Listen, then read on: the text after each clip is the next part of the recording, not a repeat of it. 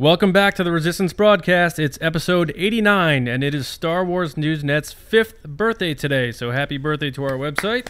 Woo! I am John Hoey, filling in as host for Patrick. He actually heard that there was some hot games on the Kessel Run, so he's going to take a Toyota Prius and give that thing a shot. And we have a loaded show for you guys tonight. We have polls, news, giveaway results, a new giveaway, and we'll get into that in a minute. But for now, let's meet the leaders of the Resistance once again. We have James back with us. What's up, James? Oh, man, I'm so excited to be back again. I want to give a quick shout-out to Wayward Jedi, the guy who does our YouTube videos on Star Wars Newsnet. Oh, yeah. He did an awesome video comparing a lot of the themes and stuff in Rian Johnsons' Looper to the stuff that he might be working on here at The Last Jedi, and it was just really well thought out and really well put together. So if you guys want to check it out, go check that thing out and start the speculation train. All right, and speaking of Looper, a guy who likes to get loopy on bourbon from Kentucky, Bill Sheehy. What's up, Bill? Guys, I was on TV the other day. That was a new experience. Happy to be back on my main medium of podcasting. Happy to talk some Star Wars with a loaded panel. Just let's talk some Star Wars.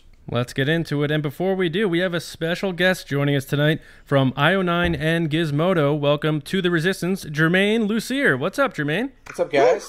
Thanks for having me. Any excuse to talk about Star Wars, I appreciate it. All right. Now, before we get into it, we usually get into our poll results and stuff. Germain, why don't you tell everybody where they can find you and what you do? Sure. Well, like you said, John, I work for iO9 and Gizmodo as their entertainment reporter. And we basically cover sci-fi movies and fantasy, so a lot of Star Wars. And so I am sort of the main Star Wars reporter on the site. We have other people who do other things and help me, but I'm sort of the guy who does a lot of the interviews. I just talked to Dave Filoni. I'll probably, like, when Force Awakens came out, I talked to JJ and I talked to Harrison Ford. And so, and I've been a Star Wars fan since I was, like, literally as long as I can remember. I mean, I waited in line 9 hours for tickets for Phantom Menace. I'm in the Triumph sketch at the Ziegfeld. Oh, wow. I went to the premiere of Force Awakens and Rogue One. My resume is pretty strong, I think. So I'm glad to be here. The force is strong with your resume. Now, is Harrison Ford as big of a softie as he seems in interviews? I was really nervous, obviously. But I'm nervous listening to you talk about it. Yeah, right? But it was super cool, man. Like, he's not an easy interview. You have to give him a question, and you have to sort of roll with it. But yeah, he's total softy, total nice guy. And let me have a photo, which I never do that. It's very unprofessional. But before, I was like, it's Harrison Ford. Can I ask for a photo? To his handler, and they're like, oh, if he's willing. You got to give it a shot, right? It's Han frickin' Solo. Right. All right, well, we're glad to have you here. Let's get into it right now. We're going to start off with our poll results. And last week, our poll that we asked you was, what do you think the outcome of the Phasma versus Finn fight will be?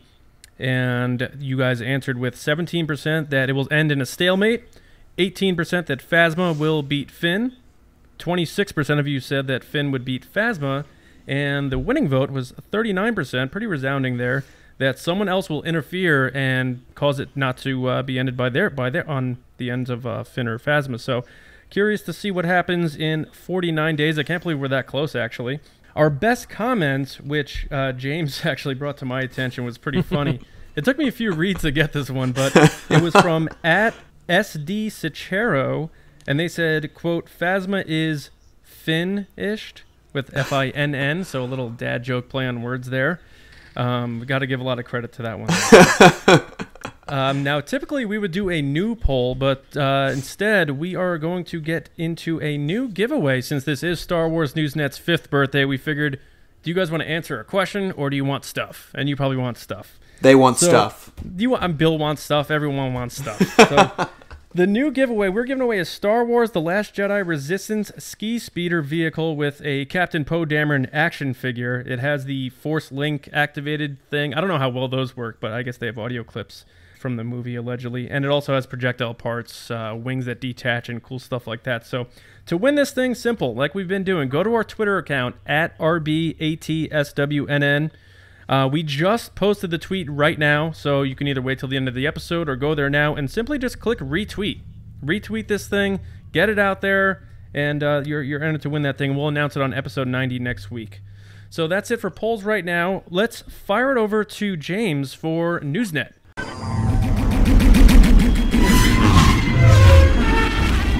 All right, our own Grant Davis wrote up a great article for the website that covered what was easily the biggest story this week.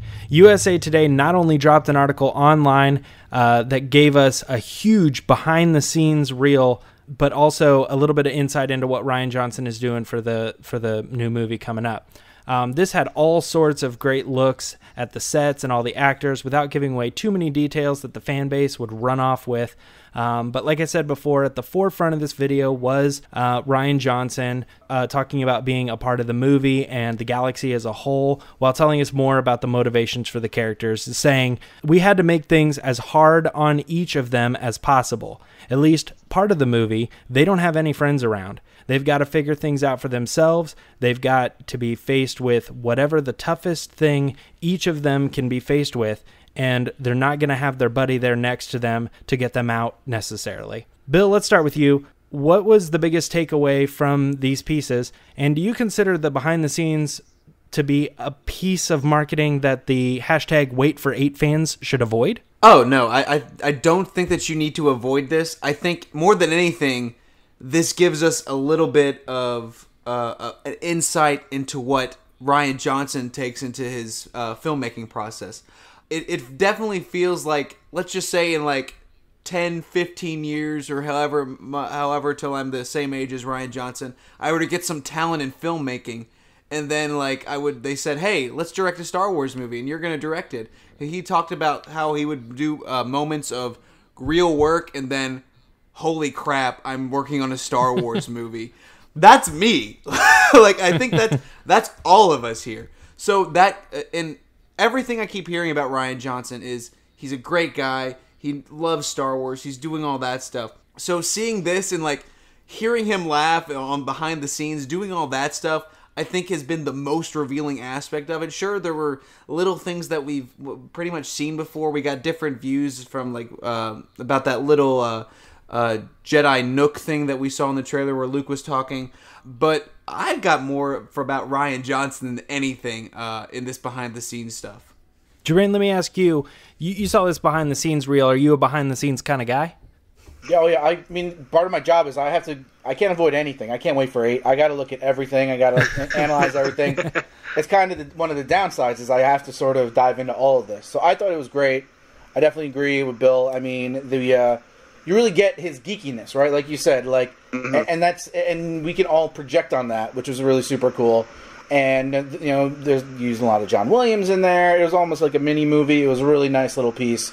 I don't know if it's as good as the one they did at D23, which was really insanely great. But this was really good, and like you said, you get to see Ryan geek out, and I love the. You know, I think, like you said, without getting into like the spoiler stuff you can pull out of it, the one shot of Poe like sliding on Crate was like so badass. I just want to like, yeah. I mean, that's one of the things you'd heard about the movie, right? Is that they didn't realize how like much Poe would pop. They knew Finn and Rey would. So when one of his passes, he had to do like a Poe draft where he added a lot more Poe stuff. So I mean, we see him a little bit on the Falcon there, maybe. Yeah, that could just be him on a set. We don't know, or he could be shooting a scene there, and we see him in action there. So that was really, really cool too. So yeah, it was a great thing, a really nice little nugget to analyze because that's what I do. We all do. It's good. Yeah, it's good to know that they're trying to add Finn or Poe into the story when, like, we know in The Force Awakens he was originally supposed to die, and then he was kind of like, well, we'll go ahead and keep this character around, and then he kind of became a fan favorite, and then they're even saying, like, dude, there's not enough Poe in this, you know what I mean? We need some more Oscar Isaac in this.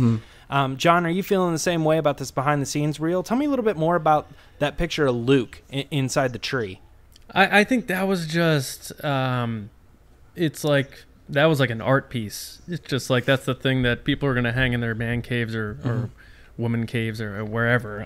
Just Luke, where here are my books and I know things. I enjoyed that a lot. I'm very curious about this whole... Is that a real Luke Skywalker quote? Yeah, if Luke Skywalker was on Game of Thrones drinking wine, he would probably say something like that. I did like that photo. It was kind of iconic. We're going to look back on Luke on this movie and think about what he looks like there. But in terms of what Germain was saying about Poe, like him sliding reminds me of like Indiana Jones, like grabbing his hat before the door closes, kind of a high action moment. So that's cool there. That also reignited a theory of mine I had that Poe may inherit the Falcon eventually, which I've been swinging that axe for a while now. But we see in the first teaser, it looks like his X-Wing may get blown to pieces. That might be a red herring. But now we're seeing him crash a ski speeder too. Running out of vehicles here. And then we see, like you were saying, Jermaine, we may see him on the Falcon there with Rey, but we're not sure. The buttons looked a little bit like it, but I've been pushing that for a while. But the one other thing that I take away from this has to do with Porgs a little bit, but I'm not going to go heavy on the Porg here. Hell yeah. The Falcon seat, Chewie's still not in the captain's chair, but you see that the captain's chair is ripped. And it wasn't ripped like that in The Force Awakens. Now, my little theory here is that the little Porg snuck onto the Falcon. They take off. They hear him. They find him. Like BB-8 in The Force Awakens, he sits on top of the chair, and they take off, and he just rips the seat because he gets launched back. And he has to kind of acclimate his way like BB-8 did with the cables on how to really sit on that thing. And then we see him in the dash later doing his little Chewie roar thing. So those are my fun takeaways. Jermaine's right, though. The one at D23 was better because it made me cry with the music and Leia and all that stuff. And I'll admit that. Made me cry a little bit. This one didn't. But it did whet my appetite a little more to see the movie. So thumbs up. Yeah, I gotta say I really liked the behind the scenes, and I will say I felt it was kind of comparable. I remember watching the other one, and I felt like this was almost better than a teaser or a trailer. You know what I mean? And I think when looking at the two, I mean, we just got like the first theatrical trailer, and it was awesome. This wasn't that, but at the same time, it was really cool to see all these things that feel fresh and feel hyped up again. Well, I think they did a very significant job at avoiding spoilery things. You know what I mean? I remember watching the one we talked about before, and there was all this stuff with Canto Bight, and then we're like, oh man, someone might say, I wish I would have seen that in the theater. Well, I feel like there's hardly anything in this. Maybe like Snoke's throne room, you know what I mean? Yeah. Would be something that you're like, I would have liked to see that. What was that, Jermaine? You get a little bit of Snoke's throne room in this, I think, right? Yeah. No, that's what I'm saying is like that might have been something you would say, ooh, that looks really cool, but I wish I would have seen it in the film the way it's supposed to be presented. But I still think that's like very mild, you know. What do you guys think about after the fact that this had kind of come out? Some people were starting to notice Benicio del Toro showing up. You know, does that look like Benicio del Toro? Yeah. Oh no. The more and more I look at it, like that's definitely Benicio to me. And you know, it's stuff we pretty much already know to begin with. We know that he's a part of. That they want him for a reason, so it kind of makes sense that he would come into this. So it doesn't make me upset. It's not really too spoilery. But if you're like a purist, where you're like, "Oh, we need to do this," and I don't want to know anything, I can understand why you'd be upset. Jermaine, we've talked about DJ ad nauseam on this podcast. I want to hear your voice. What do you think? Rian Johnson originally described him as, you know, he might not be exactly how he seems. He might not come across exactly how he appears. What's your thoughts on DJ and him now in Imperial uniform? Well, I think, I mean, like I said, you guys have probably already talked to this, but we pretty much know that Finn and Rose go off to find him, right? They need him for some kind of mission. We assume that they find him on Canto Bight, and somehow they talk him into going on this thing where they have to hack something on, you know, whatever Star Destroyer or planet they're on in that, right? Wherever we see Finn and Rose dressed as... Right. But that's super simple story stuff. Like, now, like, is he going to double-cross them? Are they paying him? You know, is he going to, you know, go to the good guy? Is he like... You know, I kind of get maybe a Han Solo vibe from A New Hope, you know? Like, Han wasn't in there at the beginning. He wanted money, and it wasn't until, you know, he sort of got a feeling of what everything's happening that he came to the I want to say resistance, because we're so used to this. Yeah. But to the rebellion. So, I mean, I think that might be cool. I think if DJ sort of played that role, sort of... But at the same time, everything we've heard about Rian Johnson's that, like, anything we've seen in a Star Wars movie before, we're probably not going to see here, you know, in too similar of a way. You know, unlike Force Awakens, so I don't know, maybe he goes the other way. Maybe he sort of think he's Solo and he does double cross him. But yeah, I think it's nice to finally see a little bit more of his story, and that he is going to spend some significant time with Finn and Rose. Yeah, I was just gonna say that I was helping piece this article together for our site and just getting screen captures and stuff, and James pointed out, like, can you believe that he was there with Finn and Rose? And I'm like, what are you talking about? Then I look at the photo again, and I'm like, holy crap, that's Benicio del Toro. I didn't even pay attention to that, so kudos to James on that. And my mind is so spun with this because I feel like this is the character that we've heard the least about, aside from Laura Dern's character. So, I mean, it's all theories and speculation. It's not like we know this, so let's go. It's just kind of like we know where they find him, but that's pretty much it. So, yeah, my mind is just spun on this. But I do like him as an actor, so I'm just excited to see what he brings to the table. And hopefully he sticks around for 9, but we'll see. Yeah, I am excited, and we all know Last Jedi is going to be great. I do want to switch films here really quick. I want to talk a little bit about Han Solo. The film has wrapped, guys, and we were talking, Star Wars News Net was recently talking to some of our sources and, sources on the inside, and they have informed us, that the reshoots ended up covering nearly all of Han Solo, all of the film, and potentially up to twice the budget. Ron Howard was brought on board back in late June and we were told at the time that there was only a few weeks left to film, most of it was done, there was only a little bit left. But this is crazy, right? We're hearing that Ron Howard reshot potentially 80% or more of the movie. I mean, he's going to get director's credit, obviously, right? Okay, so this obviously changes a lot. Germain, what do you think about this news? I mean, like I said, you guys are breaking this. It's the first time hearing of it. But, if it's true, my first thought is Rogue One, Rogue 2. I mean, that's basically what happened on that movie. And... yeah, like you said, I think Lord Miller was shooting for about 6 months, and this is 4 months, so 4 and 6 is 80%, so that makes sense, Man. And it doesn't bother me at the same time. I mean, it goes back to the original argument, right? When he took over, we all wanted to see a Lord Miller movie. That's not the movie they wanted to make. So obviously he's making a Ron Howard version of the movie, which is what they want to make.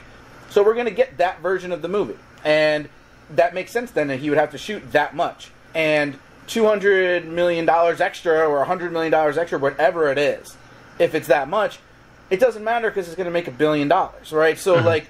And they're in the $1 billion movie business now. It's not, there's no other, if any of these movies makes like $800 million, it's a failure, It's like, so they will throw anything at it. So this doesn't surprise me if it's true. In fact, maybe kind of excites me that it's a little more cohesive, that we heard a lot of things about Alden Ehrenreich, maybe his performance was a little wacky, needed acting coach, maybe we heard that. Oh, yeah. So like maybe Ron Howard came in and whipped into shape. So if this is true, it'll go crazy online, everybody will think, oh, it's a disaster. But you know what, nothing is set in stone until we sit in that movie theater.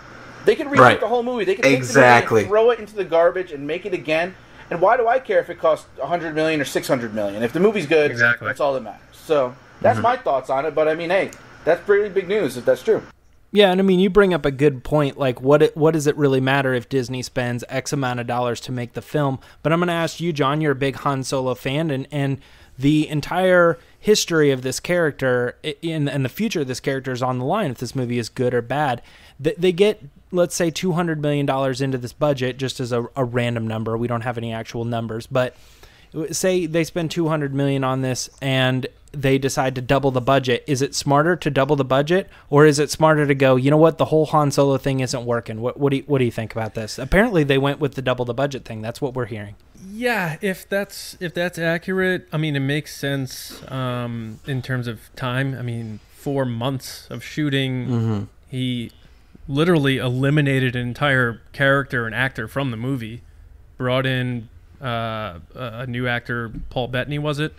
Might have been a small part, but Michael K. Williams just got axed, and he did months and months of shooting, so obviously there was a huge kind of shift there. But that aside, Disney's piggy bank is huge, and their branding with Star Wars and Lucasfilm is more important than if they have to take a little bit of a hot cut in the pocket. So it makes perfect sense from that regard. I mean, 4 months of shooting and they just wrapped.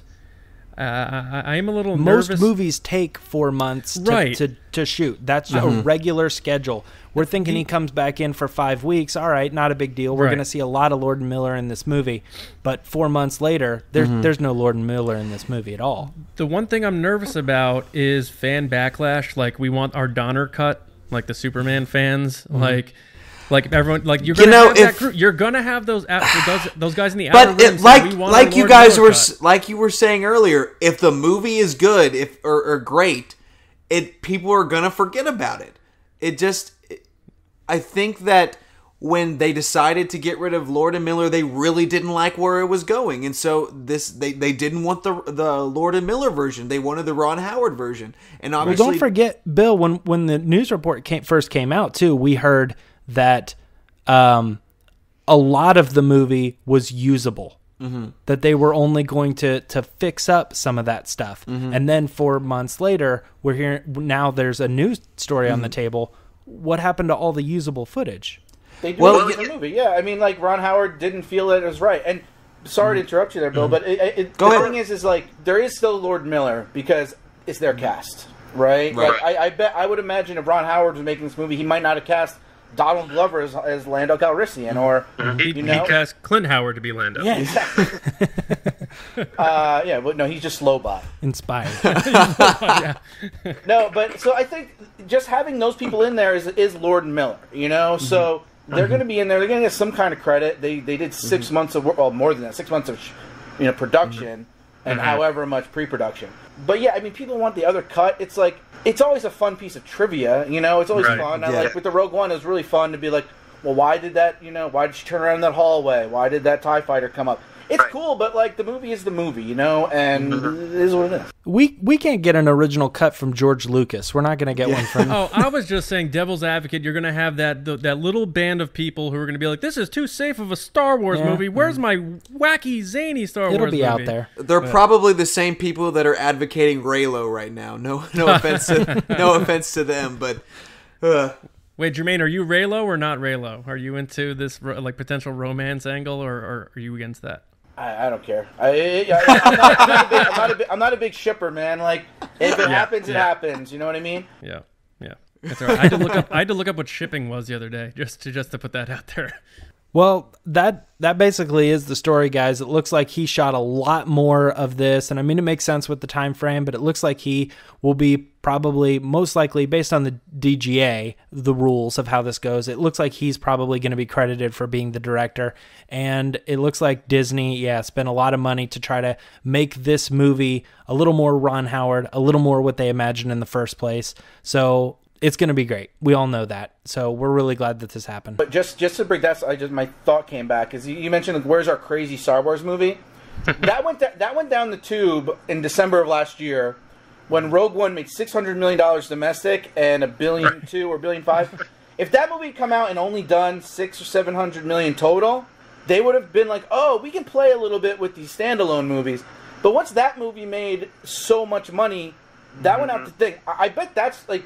That was also, in my mind, I've never heard this, it's just, I think Kathleen Kennedy might have been a little more lenient with Lord Miller if Rogue One hadn't made as much money. The second that makes over $1 billion, it's a whole new ballgame. Now, like I said... She's got to put her big girl pants on now and start... Disney, as much as Lucasfilm wants to make great stories, they're owned by Disney, and Disney is a shareholder, has shareholders. Right. And they need to release a Star Wars movie every year to get their money, you know what I mean? Like... So that's the reason. That's another reason people are like it's going to be delayed and delayed. It's like they need to release it next year. I mean, I guess it technically could be delayed till Christmas. It won't be, I don't think, at this point. But yeah, I mean, so a weird Star Wars movie isn't going to happen until there's some kind of failure. Or just read your comics, read the books, watch Rebels. That's your weird stuff. In the theater, it's not going to be weird for a long, long time. Except for Tag and Bink, who are going to appear. Yeah, so we'll Tag and Bink. But we'll just be in the background, and we'll never see them for that. Like, that's it. Well, that's it, guys. Those are our major stories for the week. There were a bunch of minor stories. I'm going to throw that over to you, John, for this week's Scoundrels Rundown. Well, no reward is worth this. Punch it.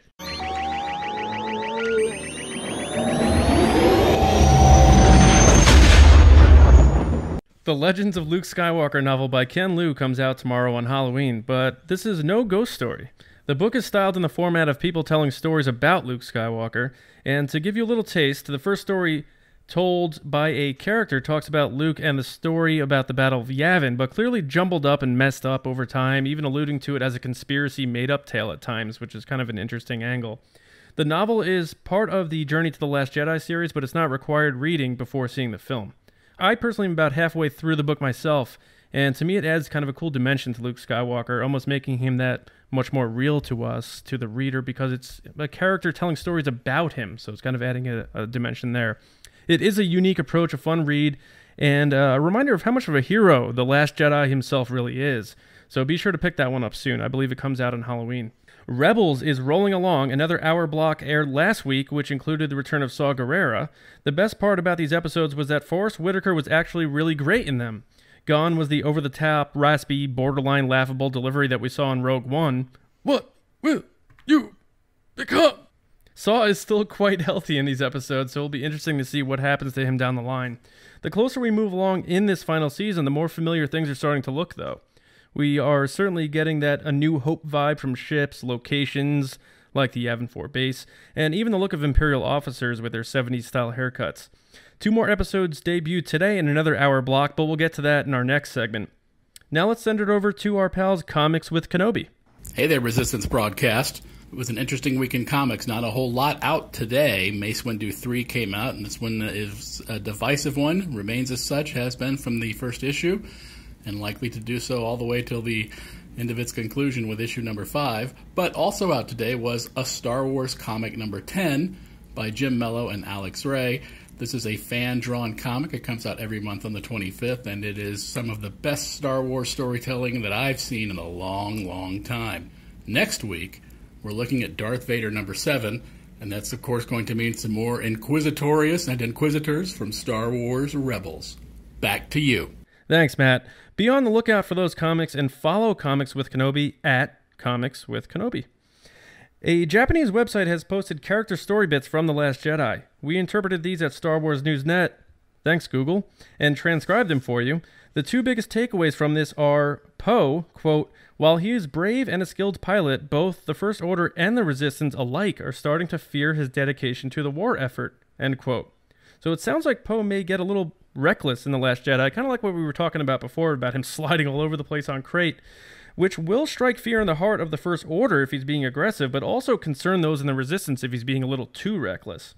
The other one being Kylo Ren, quote, although his powers in the dark side continue to increase, it's still not enough to impress his shadowy mentor, First Order Supreme Leader Snoke, end quote. So it looks like Papa Snoke isn't going to be looking up from his newspaper while Kylo tries to show him his latest yo-yo trick. We'll send that Kylo Ren off the rails or not. Perhaps he stomps off into his bedroom and smashes his helmet into a wall because of all of this. For the full transcript on these characters and more, check these out at StarWarsNewsNet.com. We have the article up there for you.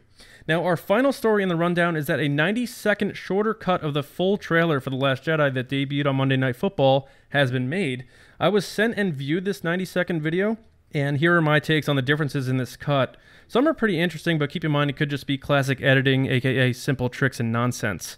The cut opens with the shot hovering over Ahch-To and starts with Rey talking that whole thing about something inside me has always been there, so it doesn't start off with Snoke and Kylo like the full trailer did. Now, the next interesting part is Luke saying, I've only seen this raw strength once before, it didn't scare me then, but then it cuts to Kylo picking up his lightsaber, a shot originally shown at the beginning of the full trailer, and then after him picking up his lightsaber, it goes back to Luke saying, it does now. So this cut is leading the audience to believe that he's definitely talking about Kylo Ren, which I found interesting.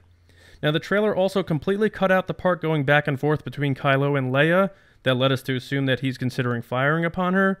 So I don't know if they just don't want to show that clip or not. But the final part is still there. The whole thing about Rey talking about she needs someone to show her place in all this and Kylo reaching out his hand, which I believe all of us think that's a kind of a misdirection with the embers and everything that has been talked about ad nauseum. But as always, head to StarWarsNewsNet.com for all your latest Star Wars news, reviews, information. And that's your Scoundrels Rundown for this week. Chewie, send us over to Bill Sheehy for Is the Force With You?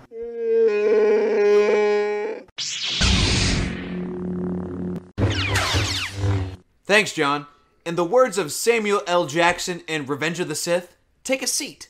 Our first story for today for Is the Force With You is early tracking numbers for The Last Jedi put it at right at $215 million opening weekend, which is below where The Force Awakens came in. So, Germain, since you're our guest this week, tell me, is The Force with you on the early tracking numbers for The Last Jedi? Force is with me. It makes perfect sense. Nothing's going to beat The Force Awakens. There's just too much hype, too much excitement. What's the next closest thing? The Last Jedi. So 215 sounds about right. I'm buying this. The Force is with it. Awesome. John Hoey, is The Force with you on the tracking numbers? It is. I know there was a lot of hype for The Force Awakens because people were hungry for it, especially people who may have had a bad taste about the prequels, and there was a lot of hype that Star Wars is back, that kind of thing. So I can get why, kind of like piggybacking off what Jermaine just said, how it's still awesome Star Wars, but we already had the first real punch with The Force Awakens. I mean, Empire is most of our favorite Star Wars movie, and that did like 280 or something compared to 460 or whatever original Star Wars did. So this is tracking close enough, and it's going to get great reviews. It's gonna travel on like a juggernaut, and let's make some money, Disney. I'm gonna buy some shares in the stock, so The Force is with me. James Bainey, is The Force with you? I'm actually going to say that The Force is not with me on this one. Oh God! And the reason is so I you simply think higher? What was that, Bill? You think higher? No, I think lower. And I'm not trying to say that the movie's not going to be good or anything like that. I just think that the number that The Force Awakens hit had a lot of people going to the movies just simply to be like, oh, it's the new Star Wars, I'm going to see what they're doing, curiosity numbers. And I think there are people out there that were not a fan. I know there are people that I work with that, older people and stuff, they're like, oh, I didn't like any of that. That's so dumb and stuff. So I just see there are people out there that are just going to be like, I didn't see it. Or people that still haven't, for some reason, made their way to see The Force Awakens. So why would they go see this one? Because, it just whatever. I don't know. It's just kind of tricky to me. I think that the hype is what's really pushing this number up. And I think it's going to be below 200, and I hate saying that. And I have a feeling that people are going to say, oh, it's a failure. It didn't hit the same numbers as Force Awakens, and we're going to have to navigate through that whole thing. So The Force is unfortunately not with me, guys. Grinch. I know. Well, I'm going to go ahead and say The Force is with me on it. And it may be a little bit more. That sounds about right, but I would not be surprised at all if it hits that 220, 225 range. The hype surrounding The Force Awakens was insane, and I think that made 255. Is that what that was? The opening 247 weekend? or something like 247.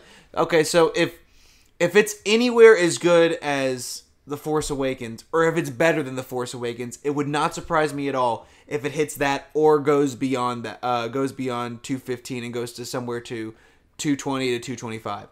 So The Force is with me on that. Also important, is go ahead. Early tracking is very, very complicated. And the internet blows it up way more than it should. Real tracking doesn't come in until a month before a movie.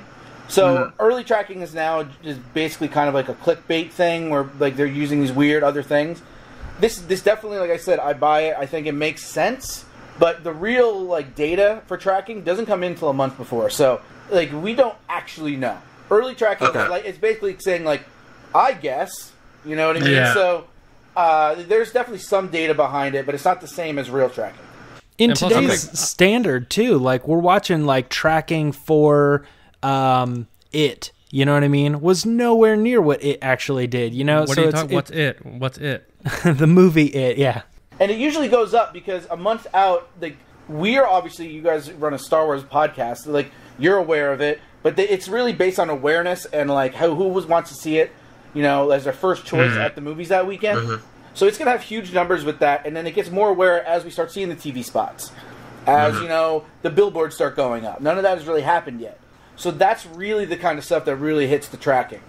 The Thanksgiving table discussions, did you hear that the new Star Wars is coming out? Sure. And that's all under a month. So like I said, you get the tracking a month out. That makes sense, tracking, yeah. And it almost always goes up on a movie. It, you're right, it blew away expectations, but it had tracked at 60, 70, and I think 90 before it got where it was. So yeah, I think the final tracking, I don't know, I think what I saw before it came out was somewhere around 60. something in there, and then I think it did like over 100. But then again, we come off of Blade Runner right now, which was tracking closer to 60, and it only did like 40 some or something. So I don't know. I'm not a big fan of tracking. I think it's kind of even though there's the science behind it. Yeah, it's fun to talk about. It's fun to speculate. I like it. But yeah, it's not an exact science. And again, that Blade Runner tracking you guys are talking about, I heard it too, and that was a month out, and then the tracking went down. As people were like, "Oh, what's the movie about?" Like, and they don't know anything about it. You know, once the marketing really kicks in, is when you start to get it. So you don't hear like it's tracking next week to make this. You always hear the first tracking because that's when it's newsy. Makes sense. Anyway, sorry to jump in. Awesome. No, absolutely. Thank you for that. That was amazing. Okay, on to the next one. So, Rian Johnson sat down with people at The Hollywood Reporter and discussed his lack of involvement with Episode 9, saying, J.J. Abrams is doing a third movie. I'm not involved in it. They'll be writing their own story, but continuing on with what we did. He went to further elaborate on all the speculation that we've been getting about Dark Luke, saying, having been a Star Wars fan for the past 40 years, having spent most of my life on the other side of the curtain, I know the anticipation and guesswork and theorizing is all part of the fun and the game of it. So I love it. I love seeing what people are thinking, seeing what they're guessing, and seeing what they're anticipating. So, James, is the Force with you on Rian Johnson's comments on Dark Luke and his lack of involvement in Episode 9? The Force is with me. I think Rian Johnson, as we discussed before, is a fan to the deepest, darkest part of his heart, you know? And I think that he really thinks it's important just for him as a person to write the story and do his part, but then he just wants to back out. And I think Lucasfilm is okay with that, considering I don't think there was a whole lot that JJ had involved in The Last Jedi either. I don't think he worked on that or did anything that led him. And Rian appreciated that, I believe, and he's giving that back to JJ, saying, look, this is where my story ends. Take us home. So the Force is with me on this. Germain, is the Force with you on these comments that Rian Johnson made? The Force is not with me on these, and it's not specifically because of the comments, because the comments to me are fine. It's how the internet has been presenting these comments. Mm-hmm. We knew Rian Johnson wasn't doing anything with 9 for, like, ever. I know the first time we came out on Deadline, they said he was going to write an outline or something, and they wanted him to direct it. I'm sure he maybe got asked. But we knew, so that's not anything new. And then the second part, he's not talking about Dark Luke. They asked him about the poster, and they said, what do you think about him being in the back of the poster? And he goes, I love speculating. That's nothing. That's nothing. It's fun. So, and then, I get sites writing stuff up, and it's interesting, again, to talk about, but I do not buy these comments because I think they got way overblown, and it's one of those things that, I don't cover, and I know why other people cover it, but I get, super angry because I'm a real ass when it comes to this stuff. Well, you can find this story at StarWarsNewsNet.com. I know. That's why I've been hey, it's not like you guys are the only ones. You guys are not the only ones. I totally get it. John Hoey, is the Force with you on this?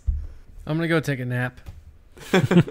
No, I'll say the Force is with me just because it's point blank stuff in terms of him, I guess, once again declaring he's not involved with 9, because that story got legs. We talked about that for a while because people, I think, were just so excited that, Rian Johnson, The Last Jedi sounds like it's going to be incredible. So if he writes Episode 9, then this thing's going to be incredible too. And I think people carried that, including me. I like the idea that he would have done that. But now that it's out there that JJ is taking over, I think it's out of respect. He's just saying, zero involvement. I have zero involvement in this movie. So the Force is with me there. In terms of the Dark Luke thing, the whole, I hate this Dark Luke thing because it negates everything he did in Return of the Jedi, throwing his lightsaber away, saying, I'm a Jedi like my father before me. If he goes dark, then that washes all that away. And they're not going to take a 67-year-old Mark Hamill, and this may be his last movie, and say, we're going to turn you dark side. It's too late in the game for that. They may flirt with that he's despondent or upset and stuff like that, but Kylo Ren was his failure. Rey is his redemption. That's my take on that. So the Force is with me on Rian Johnson kind of having fun with speculation, I guess, as Germain said, but also just him clarifying once again he has nothing to do with Episode 9. Way to take it literally and have a nice conversation about it, guys. Well, you know, I have to agree. Everybody brought some terrific thoughts there. I agree with Germain that there was maybe a little bit taken out of context, and there's really kind of nothing here because we've known for a while he wasn't involved. And kind of the comments itself are just like, yeah, it's JJ, let's do that. But if people thought that like he was gonna like spoil, if it was true that he was gonna spoil, like, yeah, he's dark in this one, it's fine. Yeah, it's based on a poster. So yeah, it's definitely not with me on that. But I would have liked to have seen him do episode 9, but I have all the confidence in the world that JJ is gonna do a great job on it. So yeah, the Force is with me. Our final story tonight is all about Star Wars Rebels. We got 2 brand new clips from the show. One titled The Occupation and the other entitled The Flight of the Defender, where we got a special look at some of the Lothwolves and the new TIE Defenders that we'll be seeing in the latest episode. So, John, I know you're a big Rebels fan. I know it's your favorite show ever. I know that you could probably talk for hours about Rebels. You're wearing your Rebels hat right now, which I know that's bad for podcasting. But tell me, is the Force with you on these new clips for the latest episode of Star Wars Rebels? This is my old baseball hat, and we were the New Fairfield Rebels, so it has nothing to do with the show, but I like it. Yes, the Rebels of Connecticut. Right, yeah. The Force is with me on this because I've been late to the game with Rebels. I didn't start watching it till later on.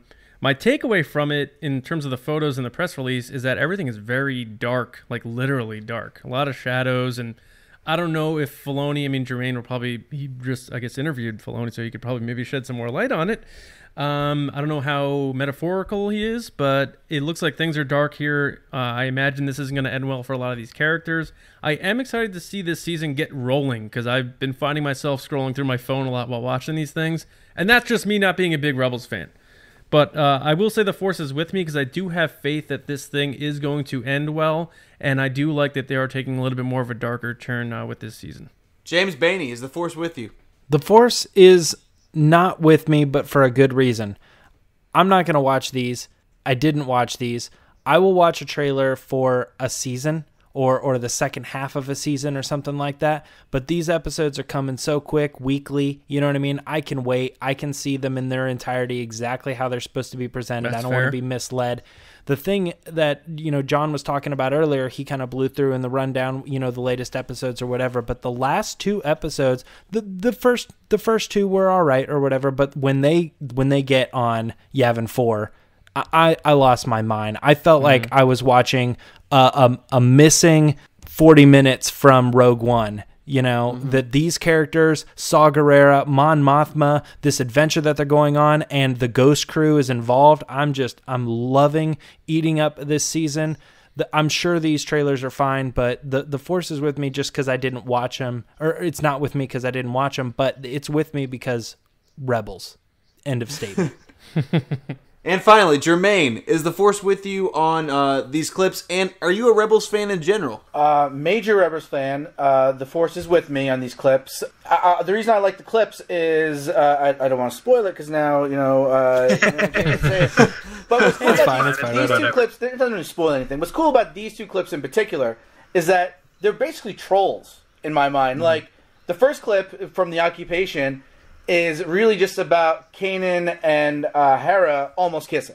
Yeah. So that's for those people. Here's your little tease. They give you that. And then from the Flight of the Defender, you get the TIE Defenders and you see it. But then you get, the Lothwolf, and you're like, wait, everybody, some people think Ahsoka could be a wolf, right? So, look, and then the wolf has like a moment with Ezra, and you're like, oh, is it Ahsoka? Is Ahsoka coming back? So to me, it was cool that both those clips are basically trolls to people who have these weird fan theories. So I like that. And I love Rebels. And I did talk to Filoni this week about Season 4. And I just posted, and there's also, I did a full interview. I have a full thing where he gets into, like how much he wants to end it, how much he wants to answer, what he's going to answer, just like what Star Wars means to him, when he's going to, he doesn't say what he's going to do next, but he talks about, still wanting to, continue the legacy that George Lucas left him. It was an awesome interview. And I've talked to him a bunch of times, and he's always an awesome interview. Because he's really, you think about it, and I'm going a little bit off tangent here, but he is, Rian Johnson or J.J. Abrams, they can't talk about their movies, and then once they can talk about them, it's everybody. The conversation's almost over, you know. And but it's still interesting. And Kathleen Kennedy doesn't really do kind of interviews really. Who has everything, or Kiri Hart, or Pablo talks on Twitter. So the people who really know Star Wars aren't as accessible. But Filoni does interviews all the time, and he is so smart. And he learned about the Clone Wars from George Lucas. So and he worked with George Lucas on that show, and he's doing this show in that vein. And so when you talk to him, he is you can just nerd out about Star Wars, and he will just give you some great stuff. He did this whole thing you're talking about how proud he is, how the fans have embraced Thrawn, because he's he's I feel like us bringing Thrawn back has allowed Zahn to go in there and make this new book, in the second book, you know. So he's I feel he's real passionate about it, and he tells these great stories. He's great. So to wrap the whole thing up, I think season 4 is gonna just. He said there's no wasted episodes, and so far we've seen that. And these 2 clips really do kind of show okay, we still have some stuff here. We have there's still some missions. These missions mean something, and we're leading to find out the big questions we've all been answering. So all the way back, the Force is with me. I can't wait till Filoni reveals his next project, which is an animated series with Mark Hamill voicing Luke Skywalker, all about him training a young Ben Solo. I'm telling you, that's it. I'm calling it now. I've been saying it. That's the next one. He can't talk about it, but he's so stoked. Well, let's ask Germain now, and he could just hold up a piece of paper telling us what he found out. No. I'll tell you right now, like I said, it's everything that I know is on the website. All he would tell me about what he wants to do next is, he said, we won't know for some time, but he has a really loyal group of people he's been working with for 12 years, and he wants to keep telling stories, and he loves Star Wars, and he's not sick of it. Well, we're going to check it out. That makes me happy. We'll retweet it so all the listeners out there, all you guys can read up on it and check out this interview, because it sounds awesome to me. So yeah. I may leave the podcast right now and go check it out. Yeah. So, Bill, let me ask you, is the Force with you on this? I didn't know this was your segment. I'm sorry. I'm kidding. But yeah, now that I have to follow that up, yeah, the Force is definitely with me on this. I feel like it gives you a really great taste of what to expect in the episode. And like Germain said, it is kind of a troll move where you're like, are Kanan and Ezra, not Kanan and Ezra. You never know, though. You never know. You never know. It's 2017. Exactly. Are Kanan and Hera going to get together? And then is Ahsoka the Loth Wolf? So very exciting stuff. And I'm obviously very, very excited for these latest episodes that we will be watching when this episode airs. That's all I've got today on Is the Force With You? Thank you for taking a seat with me. John, back to you. You know what, Bill? I was just thinking, didn't you have an announcement you wanted to make? Oh, another announcement? Yeah. I do, actually. So, we are going to announce the winner of the Black Series Ahsoka that we are giving away this week. So, without any further ado, can I get a drum roll, please? Joy to the world! And the winner is at Flo_Mikey. Mikey Flores! Wow. Yay. Congrats. Yeah. Congrats. That's awesome. That is amazing. Thank you so much for joining the Resistance. Thank you for listening. We will get your information. We will DM you, or you can DM us, either way. But thank you so much for being a part of the Resistance, and we hope you enjoy your brand new Ahsoka Black Series figure. Thank you to all the fans that shared the tweet and was, entering the contest. That really helps, not just to enter into a contest, but also to continue to share the Resistance broadcast with everybody, with all of your followers. So thank you very much for that. Yes, thank you. Now, John, back to you, bud. All right. Thanks, Bill. The next section, our final section of the podcast, is called Tweeting with the Resistance, speaking of tweeting. But yeah, again, to piggyback off that, we're going to have plenty more giveaways coming up. Obviously, the one we announced today, so get on, retweet that to win that ski speeder before Poe crashes it again. Tweeting with the Resistance, basically we asked you, what are your takeaways and speculation from the new The Last Jedi behind-the-scenes clip, the one we talked about earlier in the show? I picked Federal Zombie on Twitter at Fetty Campo. I think we always botch the pronunciation of that. He always corrects us, but I believe it's Fetty Campo. And he said, talking about that shot of Poe sliding into the chasm, like we talked about before, Germain, next to the crashing ski speeder, and possibly being spoilerish with my guess, but I think Poe is becoming the next Han and Falcon pilot. You're a little okay. That's a little bias. That's like. I think. Are you Fetty Campo? Campo? Are you Fetty Campo? I think that. I think that is a great theory, and I'll tell you why. Go to my Twitter account at Johnny Hoey and look for my thread about why I think that Poe is going to be the next pilot of the Falcon, and we'll become friends, and it'll be great. But no, I agree with you. I think that's going to happen. I think Rey's story arc is too huge for her to have that be a Jedi and also be the pilot of the greatest ship, which is almost a character in itself. So she needs to hand over those keys and just go full Jedi. So I think Poe needs a ship. He needs a buddy, and Chewie's going to be his buddy. And they're gonna go off and do their Falcon thing. So that's my take on it, Fetty Campo. Thanks so much for the tweet. And Bill, what do you got? Well, my tweet this week is from Ryan Reed, and it's not really a tweet. It's kind of a cheat. We kind of cheated. It came from the website comments, and Ryan just said R2 and C-3PO back on the Falcon together. Interesting. We know that R2 has definitely been on the Falcon because we see him on Octo, but to see C-3PO and R2-D2 in basically the same room where he let the Wookiee win is a big deal. And I don't care who you are. So that is my tweet comment of the week, and it gets me really excited because there are a lot of really cool things that little first that we haven't seen in a while that we're going to see in The Last Jedi. So yeah, I'm very excited that. And so James, what's your tweet of the week? My pick was Han Spinel, at Han Spinel on Twitter. He said, had those I've got a bad feeling about this feels seeing Finn, Rose, and DJ together, i.e., and he's trying to say here, DJ plays both sides. Does it end badly for Finn or Rose? I'm with you, man. I mean, I think this is super weird to see him like kind of come off as a bad guy, but then he's on their side, but then maybe he works for the Imperial. Maybe what we've seen before is him just in his off time or something. I don't know. This is kind of tricky, and I think that ultimately they're trying to lead that maybe he helps Finn and Rose, but ultimately he's going to betray him, and I think you're right, man. I think you're dead on. I've got a bad feeling about this, and I really liked your take because it was the same take that I got. Germain, what was your pick? We showed you all these, and you picked one out. What was your thoughts? Mine is coming from Evan. He's at Harris EV9 on Twitter.